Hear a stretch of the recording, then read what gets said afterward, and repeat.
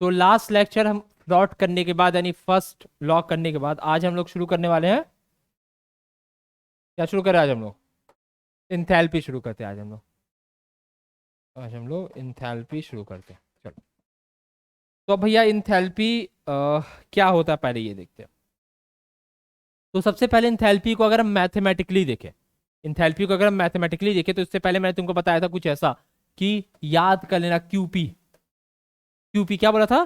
QP को याद कर लेना। मतलब ये वो सिस्टम के अंदर हीट कंटेंट है, जो एक सिस्टम हीट कंटेंट करता है at constant pressure. Heat content in a system at constant pressure. मान लो कोई तुम्हारे सिस्टम है ये।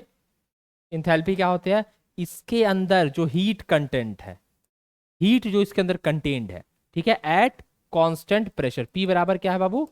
कांस्टेंट है। और अगर पी कांस्टेंट है तो क्या क्या वेरी कर रहा होगा?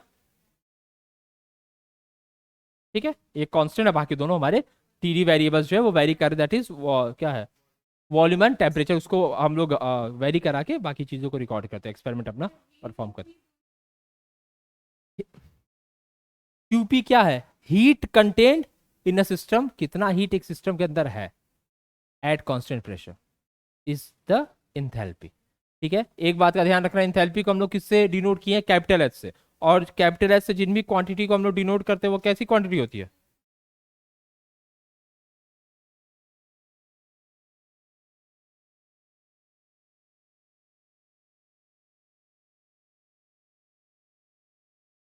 स्टेट फंक्शन है कि पाथ फंक्शन है? स्टेट फंक्शन है ना ये। तो ये एक स्टेट फंक्शन है, इसको लिख लेना पहले। और देखो, डायरेक्ट इंथैल्पी को कैलकुलेट नहीं कर सकते हम लोग, तो हम लोग चेंज इन इंथैल्पी कैलकुलेट करते हैं। क्योंकि मैथमेटिकली जो इंथैल्पी होता है ये तुम्हारा होता है बाबू, delta H is equal to E plus P delta V. Delta H equal to E plus P delta V. ठीक है, इसको भी तुम डेल्टा ई ही लिख लो, चेंज इन एनर्जी। या फिर इसको ऐसे लिख लो, मान लो, चलो एब्सोल्यूट फॉर्म में देखें, H equal to E plus P V. चलो, ये भी लिख सकते हैं, इसमें कोई इशू नहीं ना है। इसको हम इन दो फॉर्म में लिख सकते हैं, ये दोनों फॉर्म, पहला ये और दूसरा ये दो फॉर्म में हम इंथैल्पी को लिख सकते हैं। मैंने साफ साफ बोल दिया एब्सोल्यूट वैल्यू नहीं निकाल सकते, तो चेंज निकालेंगे। तो चेंज कैसे निकालते हैं? डेल्टा एच कैसे होगा? Delta H is equal to H final minus H initial. यहां से हम लोग निकाल लेंगे अपना इंथैल्पी का चेंज। चेंज इन इंथैल्पी हम लोग यहां से फाइंड आउट कर लेंगे। कैसी प्रॉपर्टी है इंथैल्पी? कैसी प्रॉपर्टी है? एक्सटेंसिव प्रॉपर्टी है। कैसी ये प्रॉपर्टी है? ये इट्स एन एक्सटेंसिव प्रॉपर्टी। ये एक एक्सटेंसिव प्रॉपर्टी है। कैसा फंक्शन है ये? ठीक है, कैसे स्टेट फंक्शन? यहाँ पे ध्यान से देख लो बाबू, कैपिटल में लिखा हुआ है, तो ये एक स्टेट फंक्शन है। कोई दिक्कत?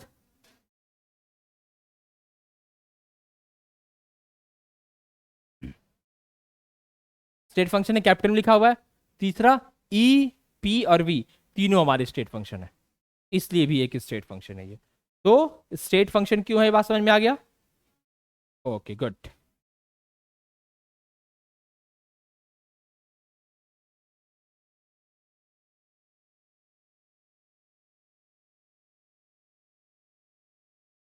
अब हम लोग चलते थोड़े केसेस के हिसाब से इसको डिस्कस कर लेते हैं। हम लोग कुछ केसेस में हम लोग इंथैल्पी को डिस्कस करते हैं। आओ,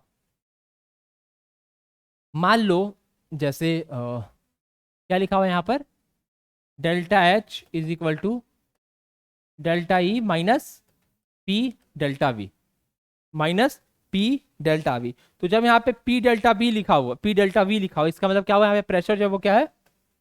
कांस्टेंट है। प्रेशर क्या है? कांस्टेंट है। चलो, पहला ये हो गया। अब मान लो दूसरा केस दे दिया,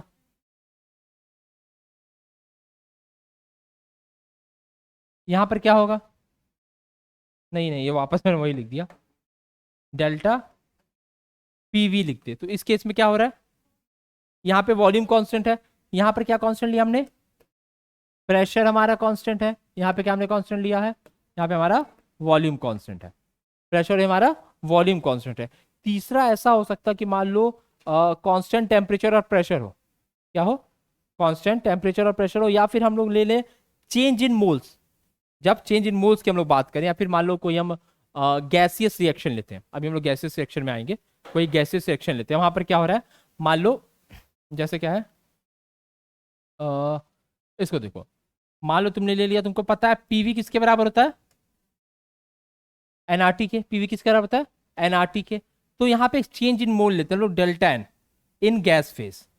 PV equal to change in moles in gas phase, क्योंकि मैंने बोला ना गैस फेज में अब रिएक्शन हो रहा है, मान लो गैस का इवोल्यूशन हो रहा है, ऐसे केस में गैस फेज में पूरा रिएक्शन ही कंप्लीट हो रहा है। मैं अभी एग्जांपल दे रहा हूँ, रुक जाओ। तो क्या होता है, पीवी एनजीआरटी के बराबर होता है, पीवी एनआरटी के बराबर होता है ना। तो चेंज इन मोल को कैसे दिखाओगे, डेल्टा एनजी से। डेल्टा एनजी से होगा ना चेंज इन मोल। अब यहाँ पे क्या आएगा, देखो ध्यान से, ये इक्वेशन मॉडिफाई कैसे हो जाएगा, delta H equal to delta E, delta E और क्या होगा फिर प्लस एनजी आर टी। हो जाएगा ना, हो जाएगा कि नहीं? यार ये मैंने यहाँ पे माइनस क्यों लिखा है, ये गलती से लिखा है, मतलब होता प्लस ही है, ऊपर से प्लस आता ही जा रहा है, वहाँ गलती से माइनस लिखा है। वही मैं सोचा कि क्यों माइनस आ रहा है, अभी तो सही चल रहा है। तो ये प्लस ही होगा ना, वो गलती से मिस्टेक हो गया बस। यहाँ पर ये समझ में आ रहा है ना, प्लस एनजी आर टी। अब एनजी क्या है बाबू, अब देखो जैसे मान लो कोई एक रिएक्शन लेते, जैसे कोई एक रिएक्शन तुम्हारे में दिया हो,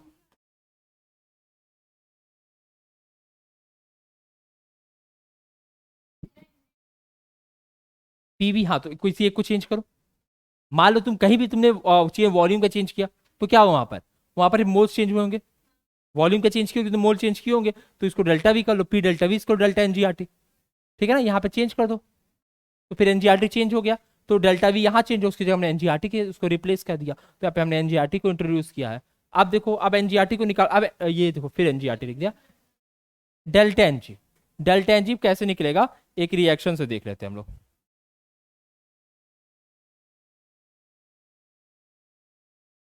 बैलेंस है इक्वेशन, इक्वेशन इसका स्टेट लिखते हैं, H2 किस फॉर्म में है, गैस में, ये भी हमारा गैस में है और ये भी हमारा गैस में है। मैंने क्या बोला, ये इक्वेशन कहाँ लगाएंगे, गैस फेज में। गैस फेज में यूज करने वाले इसका। अब भाई देखते हैं एनजी कैसे निकालेंगे बाबू। डेल्टा जो एनजी निकलेगा वो निकलेगा जितने प्रोडक्ट में मोल्स हैं, गैसियस फेज वाले कितने हैं, गैस फेज में कितने मोल हैं, माइनस जितने रिएक्टेंट में है, कितने हैं, एक प्लस एक, दो। तो डेल्टा एनजी कितना हो जाएगा, जीरो। और अगर डेल्टा एनजी जीरो हुआ तो एनजीआरटी, डेल्टा एनजीआरटी क्या हो जाएगा, जीरो। जब ये पूरा पार्ट जीरो होगा तो डेल्टा एच किसके बराबर हो जाएगा, delta H equal to delta E. ऐसे केस में डेल्टा एच क्या होता है, डेल्टा ई के बराबर होता है। कोई दिक्कत में, क्लियर है ये बात?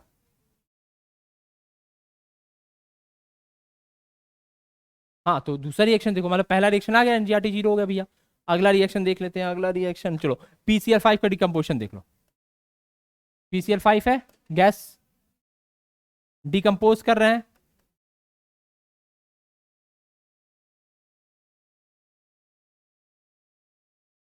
कोई दिक्कत में, डेल्टा एनजी निकालो, कितना है, 1 + 1 2 -1 बराबर 1। तो एनजी क्या हो जाएगा, 1। तो उसकी वैल्यू क्या आएगी, इस केस में क्या हो जाएगा, delta plus NG R T. कोई दिक्कत में, हो गया ना। चलो अब इसमें आ जाओ, दूसरे इक्वेशन में आ जाओ। ये समझ में आ गया ना कैसे हुआ है। तो यहां से एक बात क्लियर होती है कि जो डेल्टा एच होगा वो ग्रेटर होगा डेल्टा ई से। ये क्लियर है ना, क्योंकि देखो डेल्टा एच इन दोनों के सम के बराबर है। That means this individual is greater than this, थोड़ा सा भी ऊपर होगा, क्योंकि ये सम इसमें ऐड हो रहा है, इसमें चीज ऐड हो रही है ना, तो this will be greater than delta E. तो इसकी एक केस क्या, delta H is greater than delta E. Now the another case, अगला केस, अगला केस क्या है, अगला केस है तुम्हारा हेबर प्रोसेस। N2 + H2 क्या दे, अमोनिया दे। चलो अब इसको बैलेंस करते हैं, ये हो जाएगा, ये वाला केस हो गया ना। चलो अब इसको जरा देखते हैं कैसे इसको निकालेंगे। तो भाई डेल्टा एनजी कैलकुलेट करो, 2 - 4 -2 आएगा। तो अब चलो इसको पुट करते हैं, -2 RT माइनस, हाँ हाँ, ये एनजी की जगह 1 लिख दो। अरे यार ये सब तो मतलब अभी वहां बता दिया था, यहाँ पर तो लिख लो उसको, कोई दिक्कत नहीं है, उससे कुछ चेंज नहीं होगा, बस ये 8 ही लिख लो उसको। एनजी में इसके 1 हो जाता तो यहाँ पर 1 ही लगा दो, यहाँ पर 2 RT हो जाएगा, -2 RT। इस केस में क्या आ रहा है, delta H is smaller than delta E, तो ये 3 केस आ रहा है, एच बड़ा है 0 या स्मॉलर है। हो जाएगा ना ऐसे क्वेश्चंस, कोई दिक्कत? एक मिनट रुक जाओ, एक चीज और बता दो। अब देख लो यहाँ पर एक और चीज आ रहा है, डेल्टा एच, डेल्टा ई हमने देखा है, delta H is equal to delta E plus N G R T, है ना ये। अब देखो डेल्टा एच क्या होता है, डेल्टा एच किसके बराबर है हमने, QP delta E plus N G R T. तो कई बार तुमसे ये सीधे क्वेश्चन पूछ लेगा कि calculate the heat at constant volume for a given reaction when the heat at constant pressure is this, ठीक है, इन द गिवन रिएक्शन दे देगा तो तुमको निकालना पड़ेगा ये, समझ गए? यहां तक इसको नोट डाउन कर लो, फिर आगे बढ़ते हैं। तो देख लो यहाँ पर एक क्वेश्चन लिखा हुआ है, ठीक है, ये सामने स्क्रीन पे क्वेश्चन दिख रहा है ना। अब तुम लोग को कुछ नहीं करना है, यहां पर तुम लोग को बस डेल्टा एन बताना है, बस कि डेल्टा एन कितना होगा, ठीक है, डेल्टा एन बताओ। हट, अच्छा हट जाओ, लो हट।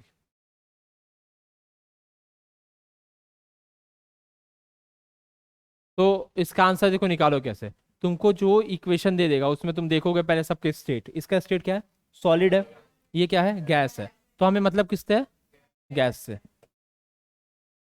मतलब किससे हमें, हमें गैस से मतलब है, कहाँ गैस है, यहाँ प्रेजेंट है और यहाँ प्रेजेंट है, तो बाकी सबको भूल जाओ, ब्लर कर दो बाकी सबको और इस पर फोकस करो। अब फोकस आ जाए यहाँ पर, आपको डेल्टा एन जी कैसे निकलेगा, इधर कितना है 10 -2, तो एन जी क्या आएगा -2। अब तुम बताओ मुझे, खड़ी हो जाओ, यहाँ पर डेल्टा एच और डेल्टा ई में क्या रिलेशन होगा, कौन किससे बड़ा होगा, डेल्टा एच छोटा होगा, यानी अगर ये केस लेते हैं और हम लोग जो है इसको डेल्टा एच की वैल्यू निकालते हैं, डेल्टा एच क्या होता है, डेल्टा एच इसको delta E minus plus delta N G R T, ये होता है, ये वैल्यू हमारी निगेटिव हो गई, तो मतलब क्या होगा,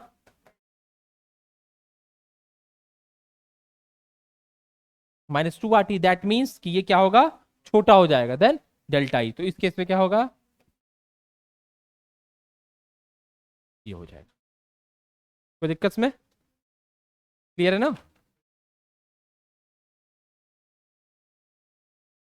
तो इसके आगे अब शुरू करते हैं, जो अगला टॉपिक हम लोग का है दैट इज हीट कैपेसिटी। क्या है, हीट कैपेसिटी। तो यहाँ पे देखो हम टोटल 3 चीज पढ़ने वाले हैं, पहला हीट कैपेसिटी, दूसरा मोलर हीट कैपेसिटी और तीसरा स्पेसिफिक हीट कैपेसिटी। तो 3 चीज पढ़ेंगे, कौन कौन सा, हीट कैपेसिटी और ये क्या नाम है, मोलर हीट कैपेसिटी और स्पेसिफिक हीट कैपेसिटी।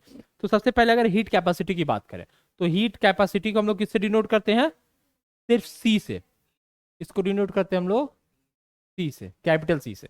अब ध्यान से देखो हीट कैपेसिटी क्या होता है, तो heat capacity is basically the amount of heat required, the amount of heat required to raise the temperature of a substance by 1 degree या 1 केल्विन, यानी किसी सब्सटेंस के टेम्परेचर को 1 डिग्री या 1 केल्विन से, 1 डिग्री सेल्सियस या फिर 1 केल्विन से रेस करने के लिए जो हीट रिक्वायर्ड होती है वो क्या होती है, हमारी हीट कैपेसिटी। तो अगर हम लोग देखा जाए हीट कैपेसिटी को देखा जाए, हाँ, तो जाएगा D Q by D T, क्या होता है, D Q by D T, where Q is heat and T is temperature. D Q is, Q क्या है, हीट, टी टी कैपिटल कर लो, T is temperature, D Q by D T. कोई दिक्कत में? चलो अगर यूनिट की बात कर लें तो यूनिट क्या होगा इसका, जूल पर केल्विन, क्या हो जाएगा, जूल पर केल्विन, या फिर जूल पर डिग्री सेल्सियस भी हो सकता है, अगर नीचे तुमने उसमें लिया डिग्री सेल्सियस में लिया चेंज इन टेम्परेचर तो ये हो सकता है। और हीट कैपेसिटी कैसे प्रॉपर्टी है इंटेंसिव की एक्सटेंसिव? एक्सटेंसिव प्रॉपर्टी है। कैसी प्रॉपर्टी है? एक्सटेंसिव प्रॉपर्टी है। एक्सटेंसिव प्रॉपर्टी है। It's an extensive property. लिख लो उसको।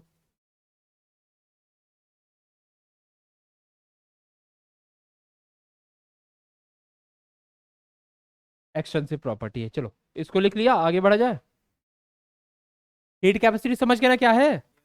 Heat required to raise the temperature of particular substance, particular amount of substance by 1 degree Celsius या फिर 1 kelvin is known as heat capacity. Heat capacity definition तुमको तो मिल ही जाएगा आराम से। The amount of heat required to raise the temperature of a given amount of substance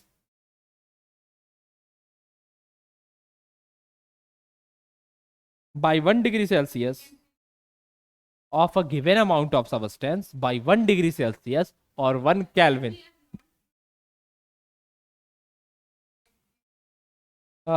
Given amount of substance, given amount of a substance by 1 Kelvin or 1 degree Celsius is called heat capacity.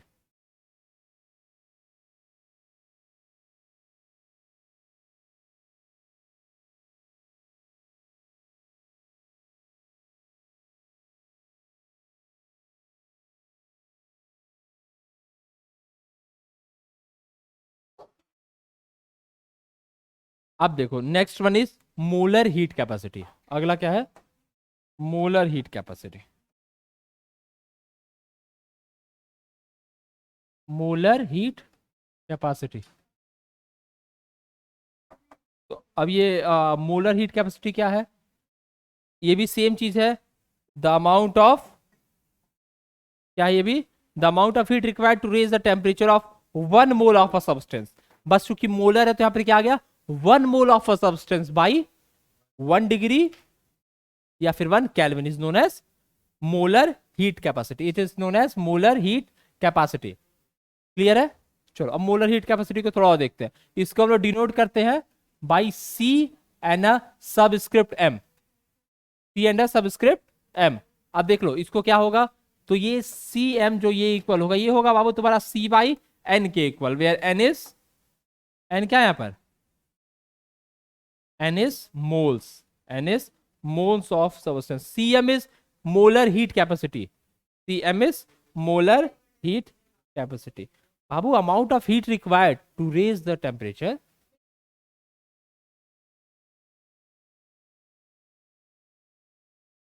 amount of heat required to raise the temperature of 1 mole of a substance by 1 degree Celsius or 1 Kelvin is known as molar heat capacity. Unit की बात करेंगे क्या होगा? क्या होगा? क्या होगा? अब देखो ध्यान से, इसको अगर हम लोग खोले थोड़ा सा, देखो अभी मैं तुम लोग को एक ट्रिक बताता हूं। देखो C M is equal to C, C क्या होता है? D Q by D T N. तो अगर ध्यान से देखो इक्वेशन सेम है, बस नीचे एन आ चुका है। जूल पर मोल पर केल्विन या जूल पर मोल पर डिग्री सेल्सियस। पर केल्विन क्यों आया? क्योंकि ये dt नीचे है। हाँ तो n भी तो नीचे है, तो n भी तो पर मोल पे है। पर मोल पर कैल, पर मोल पर केल्विन, पर मोल पर केल्विन।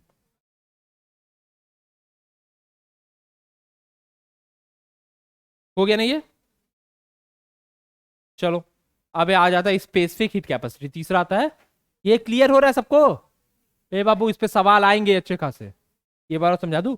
इसमें बाबू जैसे मैंने क्या बोला था, given amount was just specific heat, यहाँ मोलर आ गया। मोलर मतलब हम लोग, सॉरी वो स्पेसिफिक नहीं, गिवन अमाउंट मतलब हीट कैपेसिटी। अब यहाँ पर एक मोल दे दिया है, तो जब एक मोल दे दिया है तो इसको बोलेंगे मोलर हीट, बस इसके नाम के आगे लग गया। जैसे अभी मान लो तुम डॉक्टर बन जाओ, डॉक्टर, अभी डॉक्टर नहीं है तो तुम्हारा नाम क्या है? तो मान लो तुम्हारा नाम है डॉक्टर सोहल श्रीवास्तव। तो वो मेरा नाम है ये, तो तुम्हारा नाम जो भी हो हमको क्या, हम तो अपने लिए बता रहे थे। ये ठीक है, ये हो गया। अब तुम देखो तो क्या है, molar heat capacity is Cm, molar heat capacity is Cm। और यहां पर एक बात का ध्यान देना कि ये तुम्हारा पर क्या है, heat capacity by moles, heat capacity by moles. यहां पर एक मोल जितना हीट लेगा रेस करने में, दैट इज। तो हीट कैपेसिटी पहले पता है तुम्हें, dq बाई dt है, उसको n से बस मल्टीप्लाई करते हैं, 1/n से, मतलब डिवाइड कर दिया n से, तुम्हारा काम हो गया। अब इसी जगह आ जाओ स्पेसिफिक, किस पे आ जाओ, स्पेसिफिक हीट कैपेसिटी।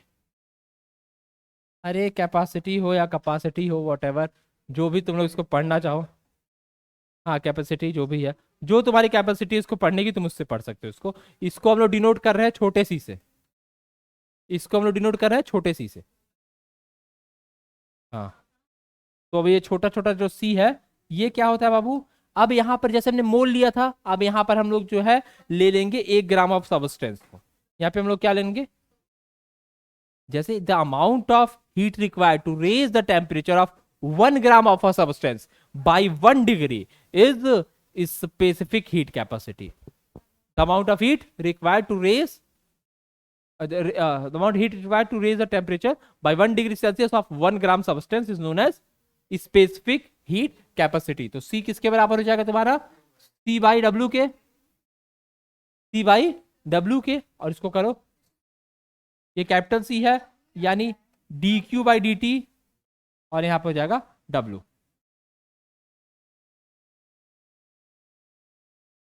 लिख लोगे W। तो अगर ध्यान से देखो तो इसकी यूनिट क्या होगी इसकी, जूल पर ग्राम पर केल्विन।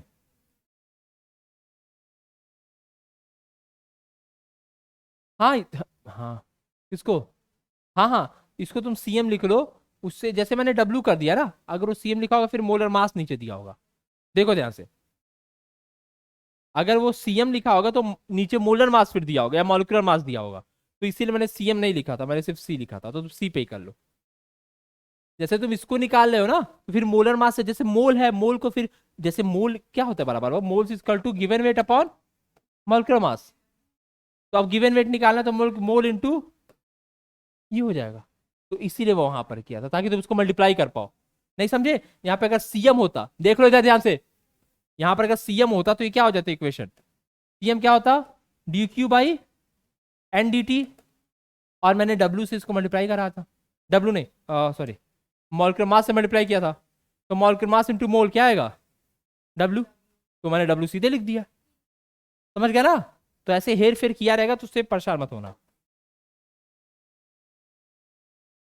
यार मिट जाओ, हाँ, जूल पर ग्राम पर केल्विन, या फिर जूल पर ग्राम पर डिग्री सेल्सियस, ये सब इसकी यूनिट है।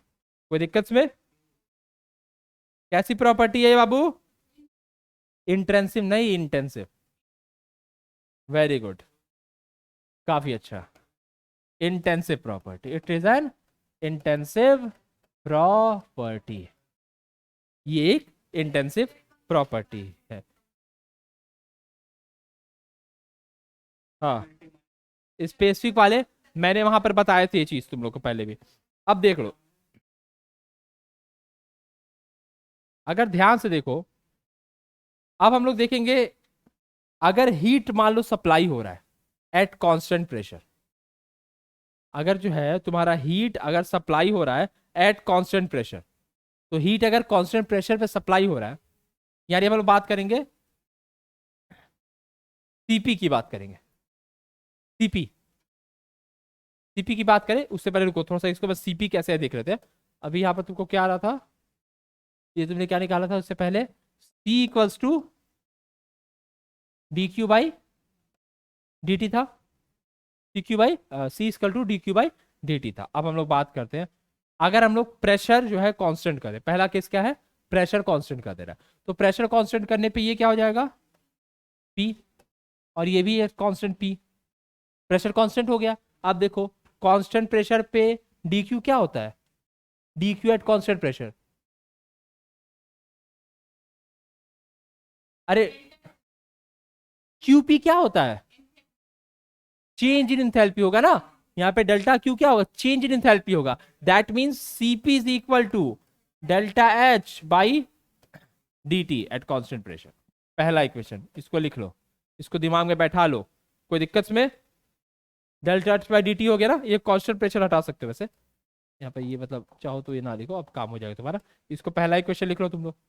इसके बाद आ जाओ, पहला काम हमने कर लिया, अब दूसरा काम क्या करेंगे हम लोग? अब हम लोग कांस्टेंट वॉल्यूम करते हैं। अब हीट कब सप्लाई हो रही है? जब वॉल्यूम कांस्टेंट है। अब जब वॉल्यूम कांस्टेंट करेंगे तो भैया C is equal to D Q by D T होता है, पढ़ा इसको। वॉल्यूम कांस्टेंट कर रहे हैं, चलो करते हैं, चलो करते हैं, हो गया। पीवी किसके बराबर हो जाएगा? D Q at constant volume क्या होता है? Change in internal energy, delta E by D T, this is CV. तो यहां से तुम्हारा सीवी आ गया, यहां से तुम्हारा सीपी आ गया। इसको नोट डाउन कर लो।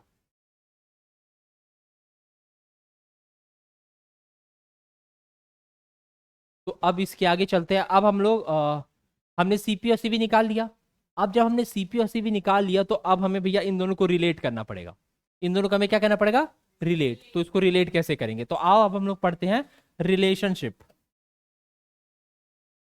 रिलेशनशिप बिटवीन किस पे? CP, CV and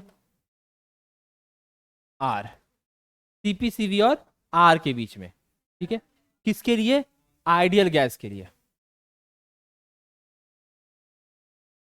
for an ideal gas, एक आइडियल गैस के लिए सीपी, सीवी और आर के बीच में रिलेशन पढ़ते हैं। R is universal gas constant, R is universal gas constant. तो अब चलो भाई शुरुआत करते हैं। सबसे पहले शुरुआत कहां से होती है? किस इक्वेशन से? अभी इंथैल्पी का इक्वेशन में क्या निकाला है? H equals to E plus PV. Equation में निकाला है H equals to E plus PV. चलो भैया ये हमारे इक्वेशन नंबर पहला हो गया। अब ये पहले इक्वेशन हो गया। अब देखो हैं क्या हुआ? अब हम बात करते हैं आइडियल गैस के लिए। For ideal gas, for ideal gas जो पीवी होता है वो किसके बराबर होता है? वो होता है एनआरटी के बराबर। लेकिन हमने एक क्लॉज ले लिया, यहां पर हमें माना है 1 मोल। तो 1 मोल होते ही एन क्या हो जाएगा? 1। तो पीवी किसके बराबर हो जाएगा? R T. पीवी हो जाएगा आर टी के बराबर। PV equal to R T होगा। हो गया यहां से। अब जो है इसको इक्वेशन 2 मानो और 2 को 1 में पुट करो। समझ गए? तो H क्या हो जाएगा? H is equal to E plus R T. कोई दिक्कत नहीं ना? अब चलो चेंज लेते हैं। अब चलो चेंज लेते हैं ना, यहाँ पे चेंज लेते हैं। तो अब अगर हम इसको, अगर हम क्या करें, इसको डिफ्रेंशिएट कर दे टेम्परेचर के रिस्पेक्ट में। अगर हम इसको टेम्परेचर के रिस्पेक्ट में अगर हम इसको डिफ्रेंशिएट कर दे तो देखो क्या आएगा? D T is equal to D E by D T plus R आ जाएगा। और एक क्लॉज क्या रहेगा यहाँ पर? अरे यहाँ पे क्या कांस्टेंट है? इसको हम टी के रिस्पेक्ट में इसको डिफरेंशिएट कर दिए तो ये तो खत्म हो गया, ये आ गया। अब ये क्या होता है? Delta H by D T क्या होता है? सीपी। ये क्या होता है? Plus R. यानी CP minus CV equals to R. ये हमारा इक्वेशन रहा, CP minus CV equals to R for an ideal gas. कोई दिक्कत में? और इसको बोलते हैं, इसको क्या बोलते हैं? Mayer's formula. इसको क्या बोलते हैं? Mayer's formula. इसको हम लोग क्या बोलते हैं? Mayer's formula. लिख लो इसको। हाँ नहीं, Poisson ratio CP by CV को बोलते हैं। सीपी बाई सीवी को बोलेंगे पॉइजन रेशियो, ठीक है? अब ये तुम्हारा है मेयर्स फॉर्मूला। और यही अगर सीपी और सीवी मान लो तुमने इंडिविजुअल निकाल लिया है, समझ गए? सीपी और सीवी अगर तुमने निकाल लिया है तो यहां से तुम गामा निकाल सकते हो। गामा है, gamma is Poisson ratio. Gamma क्या है? Poisson ratio. कई बार पॉइजन रेशियो दिया होता है तो वहां से तुम बता पाओगे कि जो गिवन गैस है वो मोनोएटॉमिक है, डाइएटॉमिक है, ट्राइएटॉमिक है, ठीक है? उसकी एटॉमिसिटी तुम बता लोगे पॉइजन रेशियो को देख करके। जो हम लोग क्या पॉइजन रेशियो क्या है? पॉइजन रेशियो सीपी और सीवी का रेशियो है। सीपी को सीवी से डिवाइड कर दोगी तो गामा की कुछ वैल्यू आएगी। वो गामा की जो वैल्यू होती है डेफिनेट होती है, 1.66 आ रहा है, 1.3 आ रहा है, क्या आ रहा है, वो तुमको ये बताएगा कि गिवन जो हम जो भी तुम्हारा अंडर ऑब्जर्वेशन तुमने ये सब्सटेंस लिया हुआ है, वो गैस लिया है, वो डाइएटॉमिक है, ट्राइएटॉमिक है कि मोनोटॉमिक है। समझ गए? इसको भी हम लोग आगे की क्लास में डिस्कस करेंगे। फिलहाल यहाँ तक हो रहा आज, ठीक है ना? ये सारी चीजें यहाँ तक नहीं है, इसको तुम लोग समझ लो और यहाँ तक इसको नोट डाउन कर लो। इस कौन सा फॉर्मूला ये है तुम्हारा मेयर्स फॉर्मूला। ये क्या है? ये तुम्हारा मेयर्स फॉर्मूला है, मेयर्स फॉर्मूला है। तो ये मेयर्स फॉर्मूला रहा, वो तुम्हारा पॉइजन रेशियो रहा। कोई दिक्कत नहीं ना बाबू? तो यहाँ तक नोट डाउन कर लो।